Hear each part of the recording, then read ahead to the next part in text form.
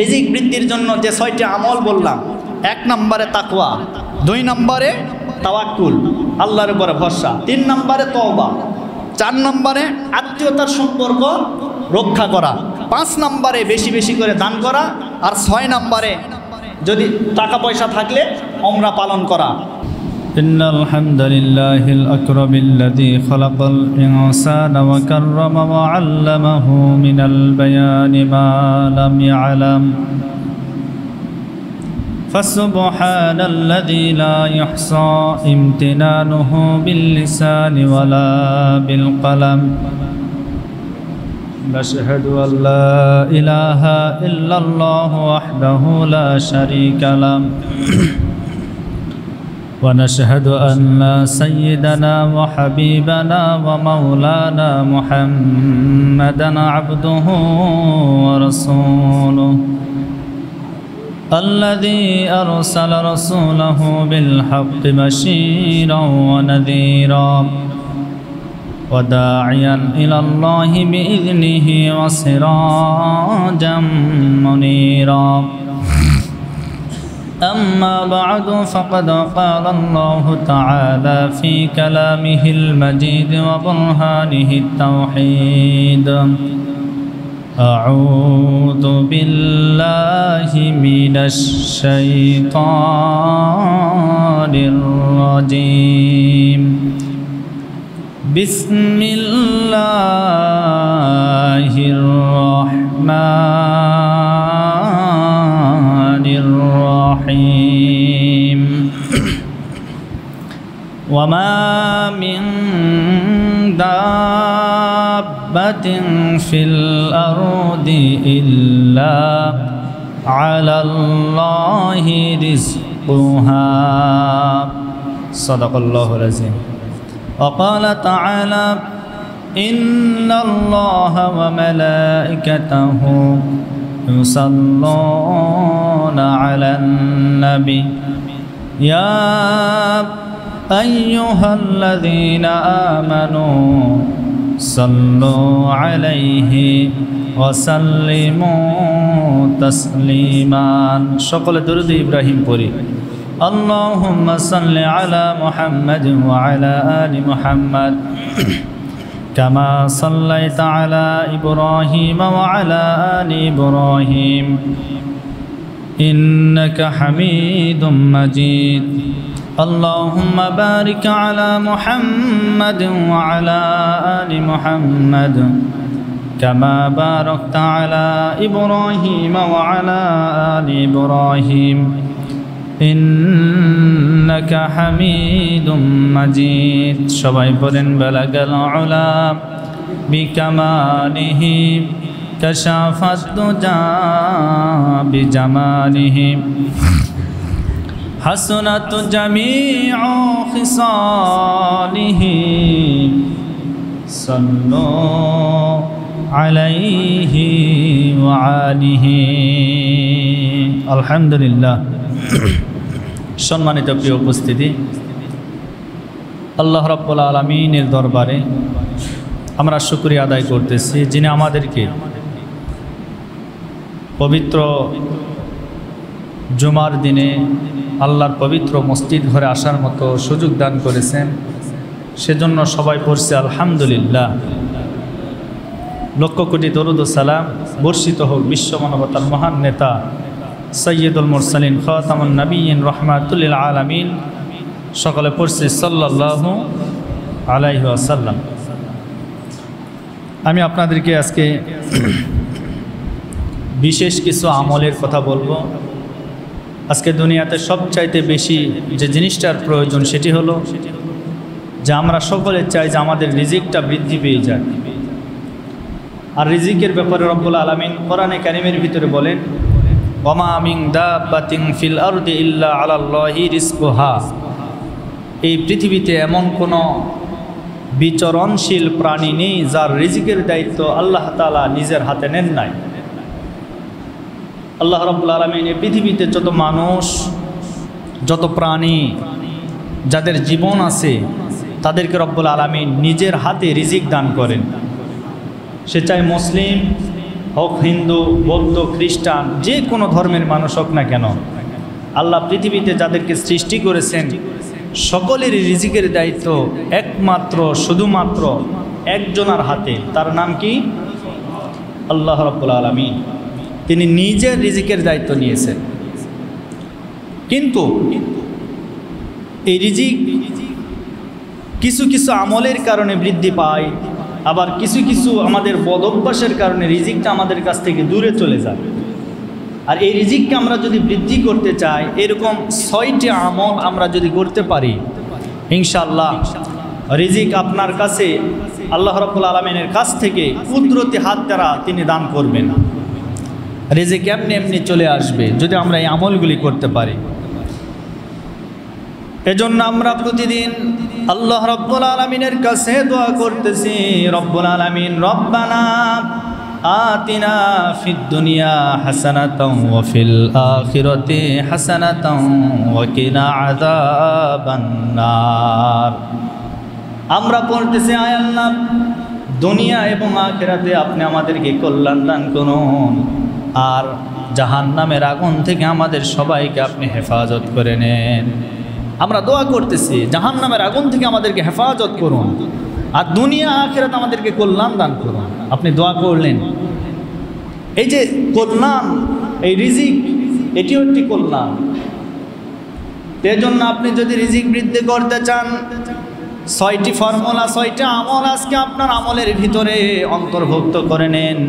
আপনি প্রতিদিন যদি এই 6টা আমল যদি আপনি করতে পারেন, রব্বুল আলামিন আপনার রিজিকটা এমনি এমনি বৃদ্ধি করে দিবে। এর ভিতরে 1 নম্বরে আমল হলো, 1 নম্বরে আমল তাকওয়া অর্জন করতে হবে। তাকওয়া যদি কোনো মানুষের ভিতরে থাকে, আল্লাহর ভয় যদি কোনো মানুষের ভিতরে থাকে, ওই মানুষটার কাছ থেকে রিজিক কোনোদিন সরে যাবে না। আল্লাহর ভয় অর্জন করতে হবে, আর এই ভয় যদি আমাদের ভিতরে থাকে, রিজিক আমাদের কাছ থেকে কোনোদিন সরে যাবে না। আমরা রিজিকের জন্য কত পেরেশান, কত হয়রানি, দুনিয়াতে রিজিক পাওয়ার জন্য আজকে আমরা কত যুদ্ধ, কত বিগ্রহ আমাদের মাঝ থেকে হয়ে যাচ্ছে। শুধুমাত্র আমরা রিজিক বৃদ্ধি করতে চাই, এ উদ্দেশ্যে আমরা ভালোভাবে বাঁচতে চাই। টাকা আছে, পয়সা আছে, কিন্তু এই টাকা আরও বৃদ্ধি করতে চাই। আল্লাহ বলেন তাকওয়া অর্জন করো 1 নম্বরে। তাকওয়া যদি তোমাদের ভিতরে থাকে, আমি রব্বুল আলামিন এই তাকওয়া অর্জনের ভিত্তিতে তোমাদের রিজিককে আমি আল্লাহ বৃদ্ধি করে দিব। সুবহানাল্লাহ। তাহলে 1 নম্বর আমল হলো তাকওয়া। তাকওয়া মানে আল্লাহর ভয়। তাকওয়া মানে কার ভয়? আল্লাহর ভয়। একটা মানুষের অন্তরের ভিতরে যদি আল্লাহর ভয় থাকে, ওই মানুষটা কোনো দিন পাপ কাজ করতে পারবে না। ওই মানুষটা কখনো অন্যায় কাজ করতে পারবে না, মিথ্যা কথা বলতে পারবে না, ওজনে কম দিতে পারবে না, এরপরে অন্যের আয় ঠেলে নিজের সম্পদকে, নিজের জমিকে বৃদ্ধি করতে পারবে না, যদি ওই মানুষটার ভিতরে আল্লাহর ভয় থাকে। একটা মানুষের অন্তরের ভিতরে যদি ভয় থাকে, ওই মানুষটা কোনোদিন জিনা করতে পারবে না, ব্যভিচার করতে পারবে না। ওই মানুষটা কখনো অন্যের সম্পদকে লণ্ঠন করতে পারবে না, চুরি করতে পারবে না, ডাকাতি করতে পারবে না। শুধুমাত্র একটি গুণ অর্জন করতে হবে, তার নাম কি? জোরে বলেন, তার নাম কি? তাকওয়া। আজকে এই তাকওয়ার অভাব আমাদের ভিতরে, যার কারণে সামনে অন্যায় হয়ে যাচ্ছে, এরপরে আমরা কিছু মনে করতেছি না। সামনে একটা অন্যায় কাজ আপনি দেখতে পাচ্ছেন, প্রতিবাদ নাই, কারণ আপনার ভিতরে আল্লাহর ভয় নাই। তো ভয় আছে দুনিয়ার, ভয় আছে দুনিয়ার বিভিন্ন গোত্রের মানুষদের, ভয় আছে আপনার বিভিন্ন প্রশাসনিক ভাইদের, ভয় আছে আপনার বিভিন্ন রাজনৈতিক নেতাদের, যার কারণে আপনার সামনে অন্যায় সংগঠিত হয়ে যাচ্ছে, আপনি প্রতিবাদ করতে পারছেন না, আপনি একটা কথা বলতে পারছেন না। তার মানে বোঝা গেল, নবীজি বলেন, যেই ব্যক্তির সামনে কোনো অন্যায় হয় প্রতিবাদ করে না, ওই ব্যক্তি সবচাইতে বোবা শয়তান। আপনি কত নাম্বার আছেন, আপনার হিসাবটা আপনি করুন।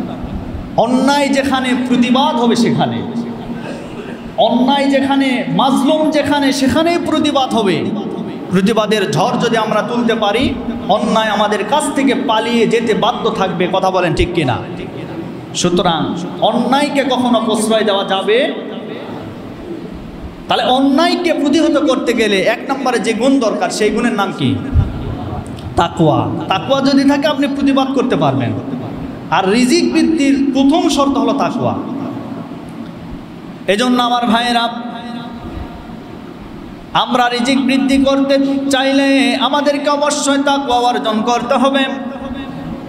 আর তাকওয়ার মানদণ্ড হলো, তাকওয়া লম্বা লম্বা টুপির ভিতরে তাকওয়া হয় না, তাকওয়া কিন্তু লম্বা লম্বা জুব্বার ভিতরে হয় না, তাকওয়া হয় মানুষের অন্তরের ভিতরে, এই তাকওয়া হয় কলিজার ভিতরে। আমার নবীজিকে প্রশ্ন করা হলো, ইয়া রাসূলুল্লাহ, ইয়া হাবিবাল্লাহ, তাকওয়ার অর্থটা কি? আমার নবীজি বললেন, আত-তাকওয়া হা হুনা, আত-তাকওয়া হা হুনা, আত-তাকওয়া হা হুনা। তাকওয়া হচ্ছে অন্তরের ব্যাপার, তাকওয়া হচ্ছে অন্তরের ব্যাপার, তাকওয়া হচ্ছে অন্তরের ব্যাপার। আজকে আপনি নামাজ পড়েন, এই নামাজটা যদি আল্লাহর জন্যই আপনি করে থাকেন, এই নামাজ আপনাকে জাহান্নাম থেকে মুক্ত করে জান্নাতে নিয়ে যাবে। আর যদি এই নামাজ দুনিয়ার কোনো মানুষকে দেখানোর জন্য হয়, ওই নামাজ পড়ে আপনাকে অবশ্যই জাহান্নামে যাওয়া লাগবে। তার মানে বোঝা গেল নামাজ পড়ে ঠিক, কিন্তু আল্লাহর ভয় এখনো অর্জন করতে পারে নাই। নামাজ পড়ে ঠিক, এখনো অন্যায় ছাড়তে পারে নাই। নামাজ পড়ে ঠিক, মিথ্যা বলা ছেড়ে দিতে পারে নাই। নামাজ পড়ে ঠিক, কিন্তু অন্যায় কাজ এখনো ছাড়তে পারে নাই। বুঝতে হবে নামাজ পড়ে কিন্তু ওর ভিতরে আল্লাহর ভয় নাই। কথা বলেন, আজকে যদি ভয় থাকতো তাহলে ওই মানুষটা, যে মানুষ নামাজ পড়ে, ওই মানুষের দ্বারা কোনো অন্যায় কাজ সংগঠিত হতে পারতো না। আমার ভাইরা, রিজিক যদি বৃদ্ধি করতে চান, 1 নম্বরে তাকওয়া অর্জন করতে হবে। 2 নম্বরে রিজিক যদি বৃদ্ধি করতে চান, তাওয়াক্কুল করতে হবে। কার উপরে? তাওয়াক্কুল মানে ভরসা, আল্লাহর উপরে ভরসা করবেন। বিপদ আপদ মুসিবত যা কিছু আসবে সব কিছু কার পক্ষ থেকে? জোরে বলেন, আল্লাহর পক্ষ থেকে আসবে। ওই মুহূর্তে আমাদেরকে আল্লাহর উপরে ভরসা করতে হবে। আল্লাহ বলেন, ও দুনিয়ার মানুষেরা, আমি আল্লাহ তোমাদেরকে পরীক্ষা করব। আর 4টা জিনিস দ্বারা আল্লাহ পরীক্ষা করেন। জোরে বলেন, কয়টা? আল্লাহ রাব্বুল আলামিন বলেন, ওয়ালা নাবলুওয়ান্নাকুম বিশাইইম মিনাল খাউফি ওয়াল জু'i ওয়া নাকসিম মিনাল আমওয়ালি ওয়াল আনফুসি ওয়াস সামারাত ওয়া বাশশিরিস সাবিরিন। চিৎকার মেরে বলে আল্লাহু আকবার। আল্লাহ বলেন, বান্দারে, আমি তোমাদেরকে 4টা জিনিস দ্বারা কি করব? পরীক্ষা করব। 1 নম্বরে তোমাদেরকে ভয় দ্বারা পরীক্ষা করব, 2 নম্বরে ক্ষুধা দ্বারা, 3 নম্বরে তোমাদের ফসলের ক্ষতি দ্বারা, 4 নম্বরে তোমাদের সম্পদ নষ্ট করার দ্বারা। এই 4টা জিনিস দ্বারা আল্লাহ আমাদেরকে পরীক্ষা করবেন।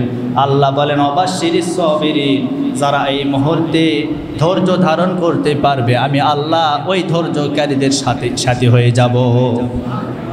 আল্লাহ যারা ধৈর্য অবলম্বন করবে, ধৈর্য ধারণ করবে, তাদের সাথে হয়ে যাবেন। তাহলে বিপদ আপদ বালা মুসিবত এগুলি কার পক্ষ থেকে? জোরে বলেন ভাই। কিন্তু আমাদের সমাজে এমন মানুষ আছে যাদের উপর বিপদ আছে, আমি মানি বিপদ আছে, কিন্তু এই বিপদ থাকাকালীন সময়ে বলে আল্লাহর চোখ নাই, শুধু আমাকেই দেখে। এই ধরনের কথা বলে কি বলে না? আল্লাহর চোখ নাই, শুধু আমাকেই দেখে, আমার উপরে এত বিপদ, আমার সন্তানের উপর এত বিপদ, আমার পরিবারের উপর এত বিপদ, আল্লাহর মনে হয় চোখ নাই। নাউজুবিল্লাহ পড়েন। এ ধরনের কথা বলা যাবে? বলা যাবে? আল্লাহ যাদেরকে ভালোবাসেন বেশি, তাদেরকে পরীক্ষা করবেন বেশি। সুবহানাল্লাহ। আল্লাহ মুমিন বান্দাদের সবচাইতে বেশি পরীক্ষা করেন। যারা মুমিন হয় তাদেরকে সবচাইতে বেশি পরীক্ষা করেন। আর যারা মুমিন না, যারা দুনিয়াদারি চায়, তাদের কোনো পরীক্ষা নাই, তাদের পরীক্ষা নাই, তাদের রোগ বালাই নাই, তাদের কোনো বিপদ নাই। যেমন ফেরাউন যে যতদিন রাজত্ব করেছে, তার শরীরের ভিতরে একটা জ্বর কি জিনিস সেটাও স্পর্শ করে নাই। জ্বর লাগে না, সর্দি লাগে না, কাশি হয় না, অসুস্থতা বোধ করে না, কিছুই হয় না ফেরাউনের। তার মানে তার জীবনে কি নাই? পরীক্ষা নাই, তার জীবনে কোনো সফলতা নাই। সফলতা একটাই, ক্ষমতা। সফলতা একটাই যে আমার দুনিয়া চাই। এজন্য আল্লাহ বলেন, বান্দা ফেরাউন রে, তোকে আমি দুনিয়া দিয়ে দিলাম। আল্লাহ ফেরাউনকে দুনিয়া দিয়েছে, কিন্তু আখিরাত ধ্বংস করে দিয়েছে। আখিরাত নেই।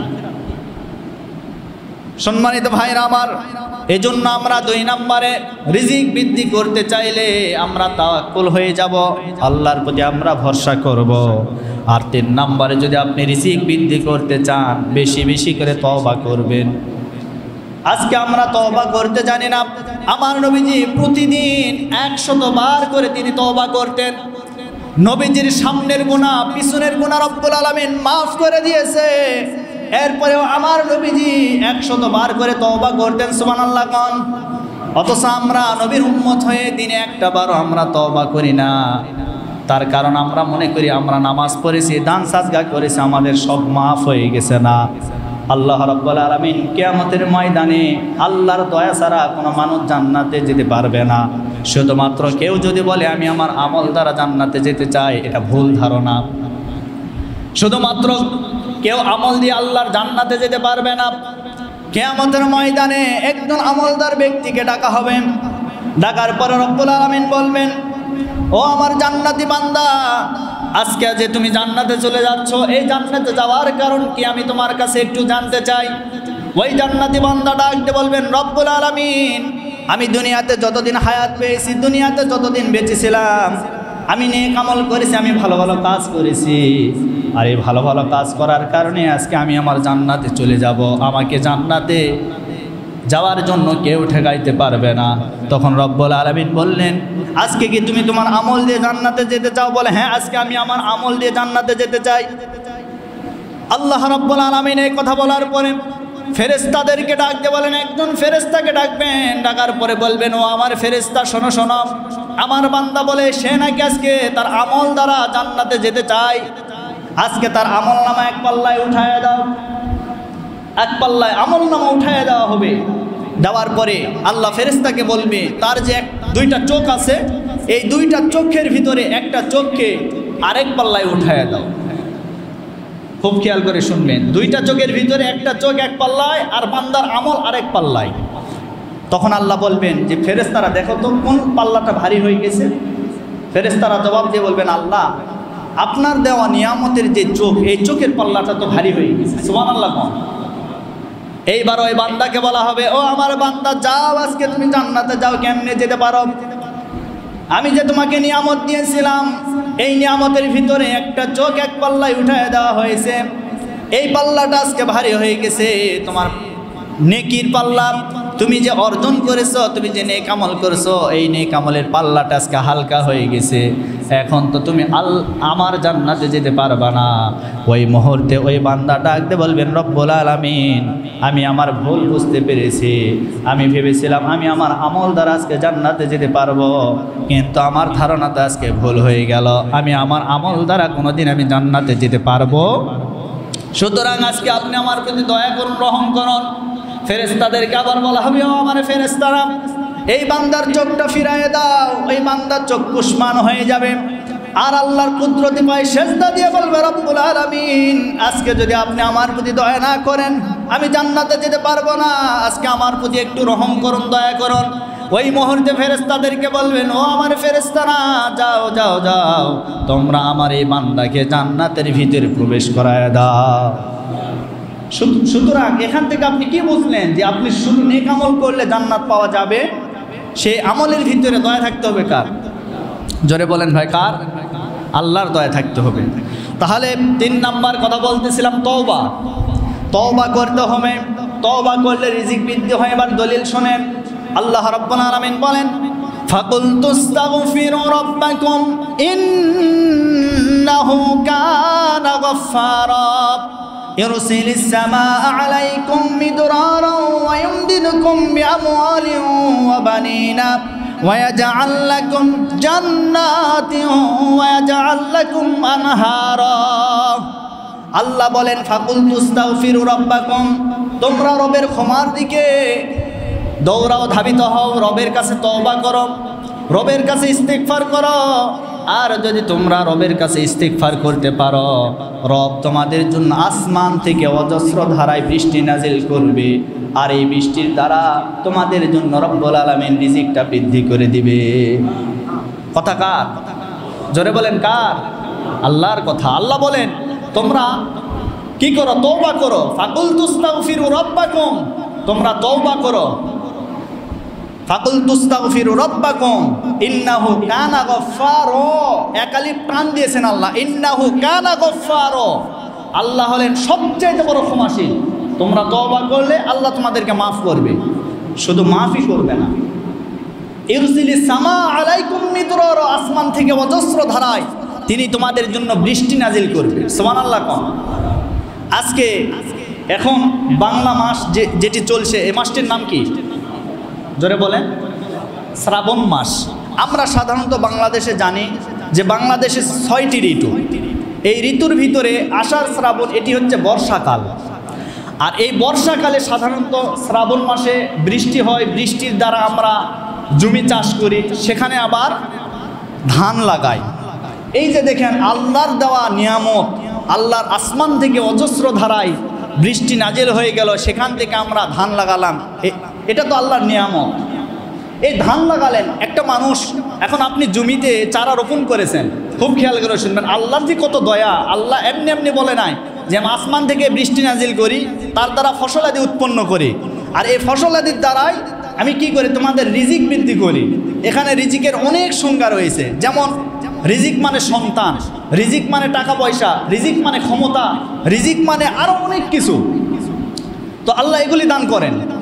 এই যে আমরা ধান লাগাই, ধান লাগানোর পরে একটা চারা বা 2টা চারা আমরা জমিতে রোপণ করি, সেটা ধীরে ধীরে দেখেন এই মুহূর্তে আমরা কেউ ডিপ টিউবওয়েল থেকে পানি সেচ দিয়ে আমরা কিন্তু জমি লাগাই না, বরং আল্লাহর দেওয়া বৃষ্টিতে জমিটা কি করি, সুন্দর করে চাষাবাদ করি, করার পরে সেখানে আমরা ধান লাগাই। ধান লাগানোর পরে আবার প্রয়োজন হয়, আল্লাহর কত দয়া, আল্লাহর কত মায়া, যখন যে সময়ে বৃষ্টির প্রয়োজন হয় সেই সময়ে রব্বুল আলামিন আমাদের জন্য বৃষ্টি দান করেন। সুবহানাল্লাহ বলতে পারেন নাই?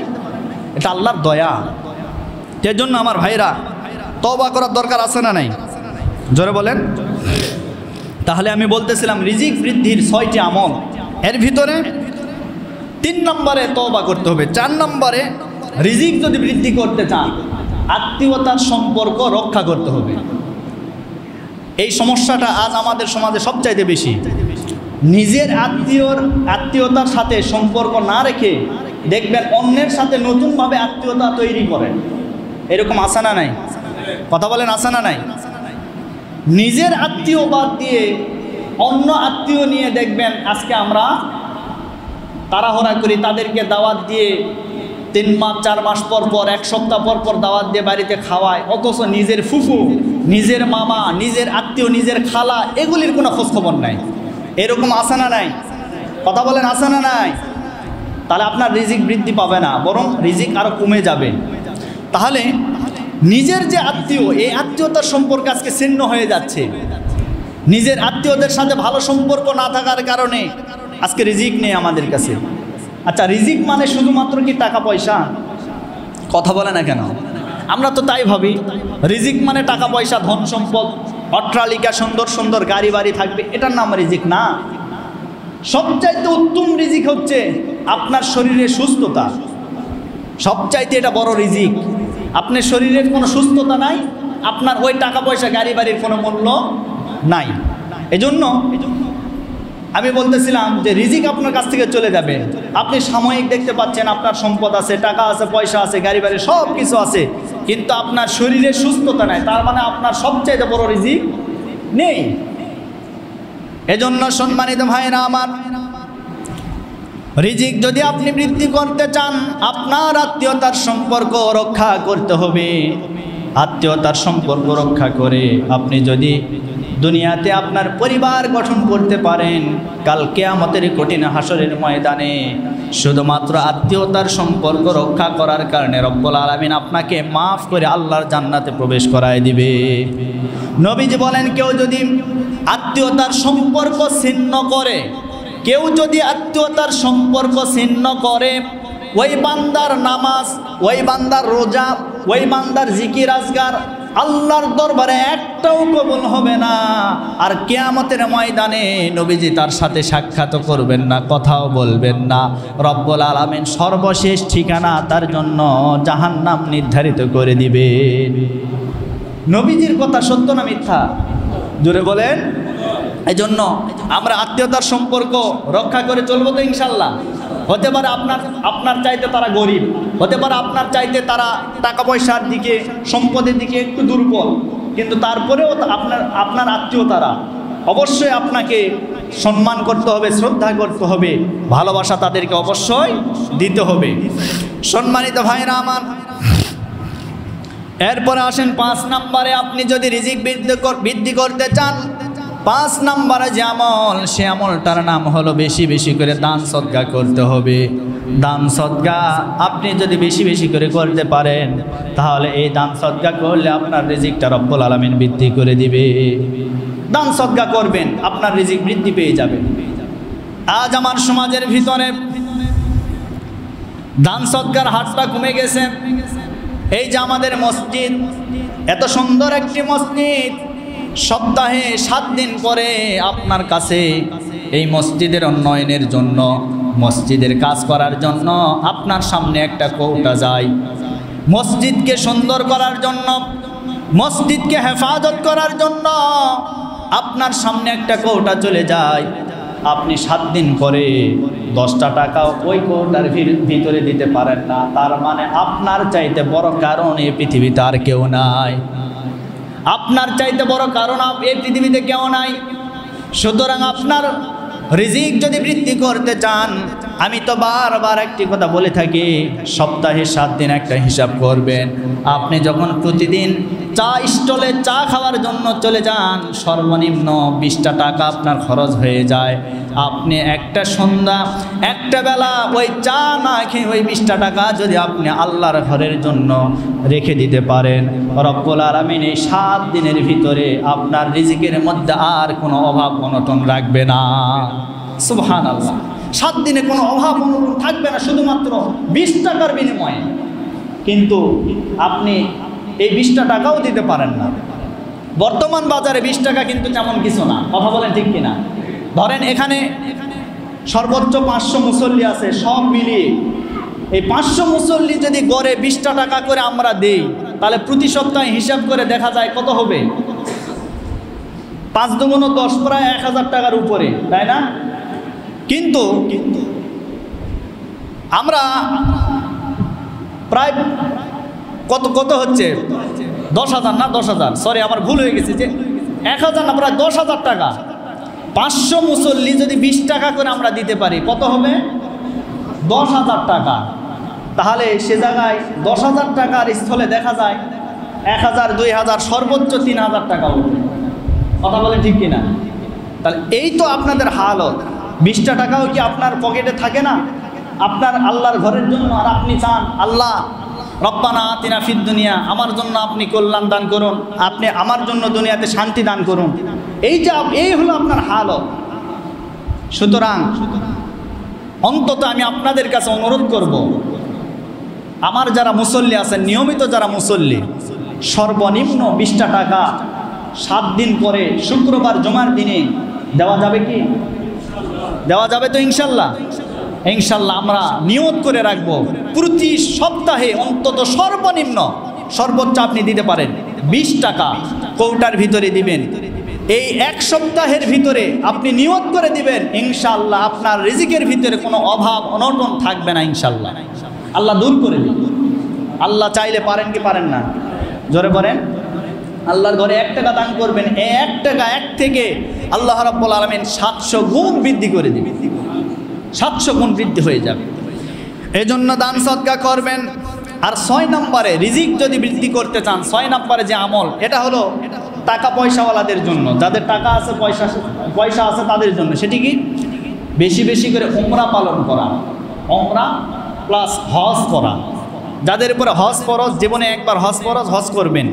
আর না হলে আপনার টাকা আছে, সম্পদ আছে, বৎসরে একবার হলেও আপনি অন্তত মক্কা মদিনায় জিয়ারত করতে যান।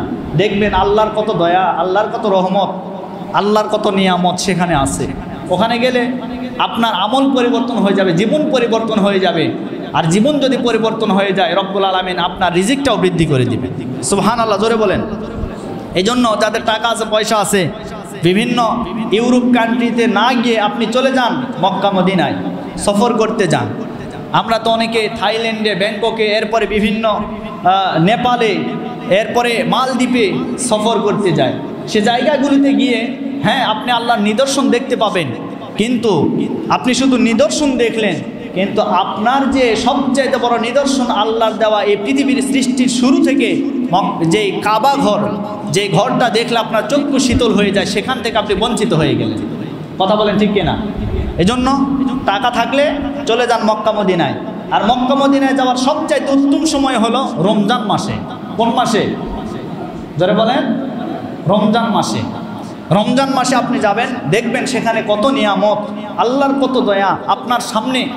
তারা আপনার যে ইফতারের সময়, এই ইফতারের সময় দেখবেন এমনি এমনি আপনার সামনে ইফতার হাজির হয়ে গেছে।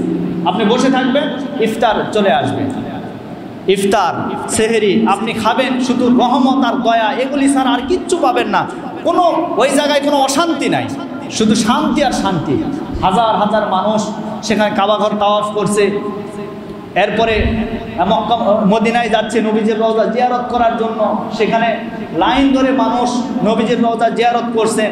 কোনো হট্টগোল নাই, কোনো মারামারি নাই, কোনো দাঙ্গা হাঙ্গামা নাই, কারণ সেটা তো শান্তি আর শান্তি। সুবহানাল্লাহ। এই জন্য যাদের টাকা আছে, পয়সা আছে, মক্কা মদিনায় যাওয়ার নিয়ত আছে তো ইনশাল্লাহ? আমারও নিয়ত আছে। আল্লাহ পাক যেন তৌফিক দান করেন। আল্লাহ রাব্বুল আলামিন যত দ্রুত সম্ভব আমরা যেন মক্কা মদিনায় জিয়ারত করতে পারি। বিশেষ করে হজ, যদিও হজ যেটা ফরজ, সম্পদের ক্ষেত্রে ফরজ, কিন্তু ওমরা যদি আপনার টাকা সামর্থ্য থাকে আপনি করতে পারেন। যে কোনো সময়, যে কোনো সময় আপনি ওমরা করতে পারবেন আল্লাহ যেন আমাদের সকলকে মক্কা মদিনায় জিয়ারত না করা পর্যন্ত মৃত্যু যেন দান না করেন। আরও জোরে বলেন, আরও জোরে বলেন। তাহলে রিজিক বৃদ্ধির যে 6টি আমলের কথা বললাম, এই 6টি আমল আপনারা করবেন ইনশাল্লাহ, আপনার রিজিক বৃদ্ধি পেয়ে যাবে, আপনার রিজিক এমনি এমনি চলে আসবে। দেখেন এই পৃথিবীতে আল্লাহ যত মানুষকে সৃষ্টি করেছেন, সকলের রিজিকের দায়িত্ব আল্লাহ নিয়েছেন, কিন্তু বান্দার আমলের উপরে রিজিকটা কম বেশি হয়। কথা বলেন ঠিক কিনা? এজন্য আমলকে সঠিক করুন। আমলকে আপনি যদি সঠিকভাবে করতে পারেন আর আল্লাহর উপর যদি তাওয়াক্কুল করতে পারেন, কোন দিক দিয়ে রিজিক আসবে আপনি চিন্তাও করতে পারবেন না। সুবহানাল্লাহ কোন? আল্লাহর একজন ওলি ছিল জান্নুন মিসরি রহিমাহুল্লাহ, খুব খেয়াল করে শুনেন, এটা আমার একেবারে সমাপনী বক্তব্য। জান্নুন মিসরি রহিমাহুল্লাহ তার জীবনীতে দেখেছি, সে একবার একটা সফরে বের হয়েছে, চলতে চলতে পথিমধ্যে তার ক্ষুধা লেগেছে। এমন সময় তার সাথে কিছু খাবার ছিল, এর ভিতরে শুকনা রুটি ছিল। এই রুটিটা গাছের নিচে বসে থেকে সে অর্ধেক খেয়েছে, আর বাকি অর্ধেকটুকু রেখে দিয়েছে, ওটা পরে খাবে। তো এমন সময় তার চোখ লেগেছে, মানে ঘুমন্ত ঘুমন্ত ভাব, চোখ লেগেছে। যেই চোখ লেগেছে কিছুক্ষণ পরে দেখে তার যে অর্ধেক রুটি ছিল, এই রুটিটা একটা কাক এসে ঠোঁটের উপর করে নিয়ে চলে যাচ্ছে। তো এই চিন্তা করলো, আল্লাহর ওলি চিন্তা করলো যে আমার রুটি নিয়ে যাচ্ছে, আমি পরে কি খাবো। সে চিন্তা করে কাকের পিছনে দৌড়াইতেছিল, দৌড়াইতে দৌড়াইতে দেখে ওই কাকটা একটা গাছের উপরে বসে গেছে। একটা কাক গাছের উপরে বসে গেছে। ওখান থেকে এই আল্লাহর ওলি চিন্তা করলো যে এখান থেকে হয়তো বা সে আর উঠতে পারবে না, আমি আমার রুটিটুকু পেয়ে যাব। কিন্তু কাকের দিকে লক্ষ্য করে দেখে ওই কাক ওই রুটিটা পায়ের উপর রেখে ওই মুখ দ্বারা টুকরা টুকরা করে সেই টুকরা টুকুন নিচের দিকে ফেলে দিচ্ছে। নিচের দিকে যখন ফেলে দেয় তখন চিন্তা করলো, হারে কাক, তুমি এত কষ্ট করে আমার কাছ থেকে এই রুটিটা ছিনিয়ে নিয়ে আসলে, তুমি খাবে, কিন্তু এটা নিচে ফেলে দাও কেন? এর রহস্যটা কি আমি তো বুঝলাম না। পরে নিচের দিকে তাকিয়ে দেখে একজন ব্যক্তি, একটা কূপ ছিল, এই কূপের ভিতরে আটকা পড়েছে একেবারে নিচে, সে উপরে উঠতে পারে না। এমন সময় ওই ব্যক্তিটা হা করে আসে, ওই ব্যক্তি হা করে আসে। উপর থেকে কাক যখন রুটি ফেলে দেয়, ওই ব্যক্তির মুখের ভিতরে গিয়ে আস্তে করে পড়ে যায়। তখন এই আল্লাহর ওলি ওই ব্যক্তির কাছে চলে গেল, যাওয়ার পরে তাকে প্রশ্ন করলো, ভাই আজকে তোমার এই অবস্থা কেন? তখন বলল যে আপনি আগে আমাকে উঠান, তারপরে আমার ঘটনা আমি বলতেছি। এরপরে ওই ব্যক্তিকে আস্তে করে উপরে উঠানো হলো। উঠানোর পরে ওই ব্যক্তিকে বলা হলো যে তোমার এই অবস্থা কেন হলো? বলে আমি এদিক দিয়ে যাচ্ছিলাম, যাবার পথে আমার সামনে এই কূপটা পড়ে গেছে, আমি দেখি নাই, না দেখে কূপের ভিতরে আমি পড়ে গেছি। কিন্তু এই জায়গায় কোনো মানুষজন কেউ আসে না, আমি চিৎকার মারি, কেউ আমার কথাগুলি শুনতেও পায় না। আমি অবশেষে চিন্তা করলাম হয়তো আমার এই জায়গায় মৃত্যু হয়ে যাবে, আমার না খেয়ে থেকে অর্থাৎ রিজিক না পেয়ে আমি এখান থেকে মারা যাব। এ চিন্তা ভাবনা করে আমার একদিন 2 দিন কেটে গেল, কিন্তু হঠাৎ করে দেখি এই কাকটা আমার মুখের উপরে রুটির টুকরাটুকুন যখন ছুঁড়ে মারলো, তখন আমি এই রুটিটুকুন খেয়ে আমার জীবনকে একটু বেঁচে নিলাম। তখন চিন্তা করলো, ভাই আপনার যে এত চিন্তা, এরপরেও আপনার মনের ভিতর কি হয়েছে? তখন ওই ব্যক্তিটি বলল যে আমার মনের ভিতরে একটা ভরসা ছিল, একটা তাওয়াক্কুল ছিল যে এই জায়গা থেকে মৃত্যু ছাড়া আমাকে কেউ ফেরত পাঠায় দিতে পারবে না, কিন্তু আমার ভিতরে ভরসা আছে, এই ইয়াকিন আছে যদি আল্লাহ চায় এখান থেকেও আমি বেঁচে ফিরব। বলি সুবহানাল্লাহ। আচ্ছা বলেন তো, সে জায়গায় থেকে ওই ব্যক্তিকে যিনি রক্ষা করেছেন তার নাম কি? জোরে বলেন। আল্লাহ রক্ষা করেছেন, রিজিকও তাকে দিয়েছেন। সুবহানাল্লাহ পড়েন। এজন্য রিজিক বৃদ্ধির জন্য যে 6টি আমল বললাম, 1 নম্বরে তাকওয়া, 2 নম্বরে তাওয়াক্কুল আল্লাহর উপরে ভরসা, 3 নম্বরে তওবা, 4 নম্বরে আত্মীয়তার সম্পর্ক রক্ষা করা, 5 নম্বরে বেশি বেশি করে দান করা, আর 6 নম্বরে যদি টাকা পয়সা থাকলে ওমরা পালন করা। এই 6টি আমল আমরা যেন সকলে করতে পারি। আল্লাহ রাব্বুল আলামিন আমাদের সকলকে যেন করার তৌফিক দান করেন। সকলে পড়ছে আল্লাহুম্মা আমিন। যারা সুন্নত পড়েন নাই, সুন্নত নামাজ পড়ে নেন।